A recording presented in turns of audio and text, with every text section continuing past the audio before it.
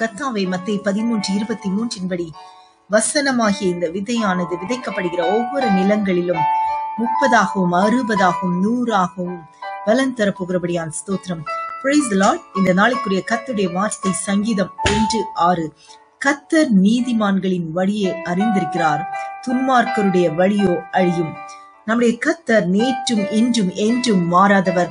அவர் கடந்த காலத்திற்கு மாத்திரமல்ல, நிகழ்காலத்திற்கும் எதிர்காலத்திற்கும் தேவனாயிருக்கிறபடினால் நம்முடைய கடந்த காலம் நிகழ்காலத்தை மாத்திரமல்ல, எதிர்காலத்தையும் நாம் நடக்கிறதான வழி என்னது என்பதையும் நாம் கர்த்தர் அறிந்திருக்கிறார். நாம் இயேசு கிறிஸ்துவின் இரத்தத்தினால் மீட்கப்பட்டு அவரை நம்முடைய வாழ்க்கையில் ஏற்றுக்கொள்ளும் போது நாம் கடந்த காலத்தில் எப்படிப்பட்ட வாழ்க்கை வாழ்பவர்களாக இருந்தாலும் அவருடைய கிருபையினால் நீதிமான்களாக்கப்படுகிறோம். இதையே ரோமர் 3:24 இலவசமாய் அவருடைய கிருபையினாலே கிறிஸ்து இயேசுவில் உள்ள மீட்பை கொண்டு நீதிமான்களாக்கப்படுகிறார்கள் என்று நாம் படிக்கிறோம்.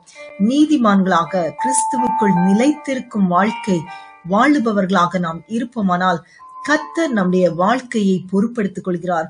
நீதிமான்களுக்கென்று என்னென்ன ஆசீர்வாதங்கள் வேதத்தில் சொல்லப்பட்டிருக்குதோ அத்தனை ஆசீர்வாதங்களும் நமக்கு சொந்தம்.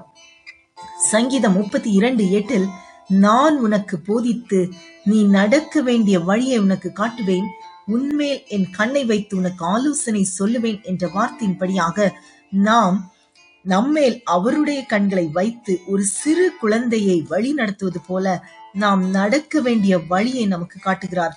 சங்கீதம் 1:4-6 வரை உள்ள வசனங்களில் துன்மார்க்கரின் வாழ்க்கை, அவர்களுடைய வழி எப்படி இருக்கும் என்று எழுதப்பட்டுள்ளது. துன்மார்க்கர் காற்று பறக்கடிக்கும் பதரை போல இருப்பார்கள். அவர்கள் செழித்து வளர்வதில்லை. அவர்கள் வழி முடிவில் அவர்களை நித்திய அழிவில் கொண்டு செல்லும் என்று நாம் படிக்கிறோம். ஆனால் நீதிமான்களின் பாதை நீதிமொழிகள் 4:18 நடுப்பகல் வரைக்கும் அதிகமாய் பிரகாசிக்கிற சூரிய பிரகாசம் போல் இருக்கும் என்று கிறிஸ்துவாகிய வெளிச்சத்தை பின்பற்றி செல்லும் நீதிமான்களின் பாதையை அவரே பிரகாசிக்க பண்ணுகிறார் என்று நாம் பார்க்கலாம். நீதிமொழிகள் 4:19 துன்மார்க்கருடைய பாதையோ காரிருளை போல இருக்கும், தாங்கள் இடறுவது இன்னது என்று அறியார்கள் என்று பாவ இருளில் நடக்கிற துன்மார்க்கரின் வழியை குறித்து எழுதப்பட்டுள்ளது. வழி அல்லது பாதையில் அநேக நேரங்களில் தடைகள் இருக்கலாம். கற்களும் முட்களும் நம்மை தாக்குவதற்காக வழிகளில் இருக்கலாம், அல்லது தொடர்ந்து முன்னேறி செல்ல முடியாதபடி பாதைகள் அடைக்கப்பட்டிருக்கலாம். நாம் கண் எட்டாத தூரத்தில் ஆபத்துகள் இருக்கலாம். சங்கீதம் 91:13 பிசாசாகிய சிங்கமும் பாலசிங்கம் வலு சர்ப்பங்கள் நம் பாதையில் படுத்திருக்கலாம். நீதிமான்களின் வழியை அறிந்திருக்கிற தேவன் நமக்கு முன்பாக நம்முடைய பாதையில் நாம் எதிர்கொள்கிறதான ஒவ்வொரு சவால்களையும் அறிந்து நாம் அந்த பாதையில் கடந்து செல்வதற்கு முன்பாகவே அந்த பாதையை சீர்படுத்துகிறார். இதையே ஏசாயா 26:7 வாக்குத்தத்தமாக இந்த நாளில் நமக்கு கர்த்தர் தருகிறார். நீதிமானுடைய பாதை செம்மையாயிருக்கிறது, மகா நீதிபரராகிய நீர் நீதிமானுடைய பாதையை செம்மைப்படுத்துகிறீர் என்று சொல்லி பாதையில் உள்ள எல்லா தீங்குகளையும் தடைகளையும் ஆபத்துகளையும் மாற்றி பாதையை செவைப்படுத்துகிறார் என்று நாம் பார்க்கிறோம்.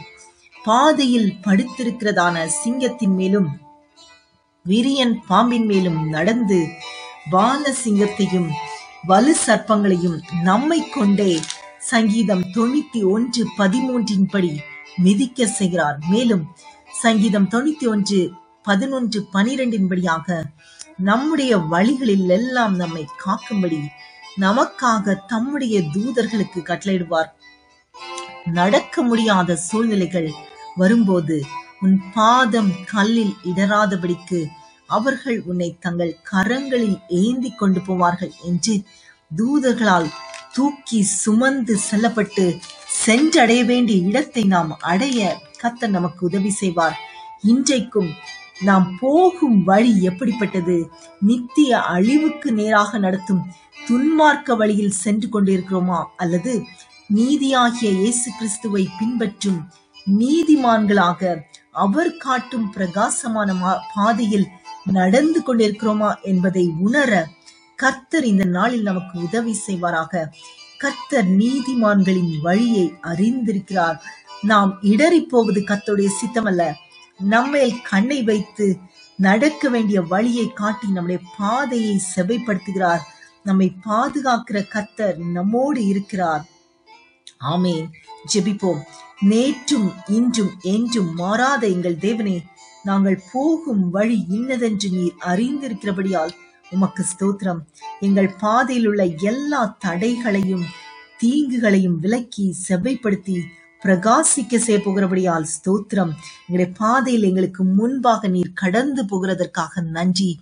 இயேசுவின் நாமத்தினாலே ஜெபிக்கிறோம் பிதாவே. ஆமேன். ஆமேன்.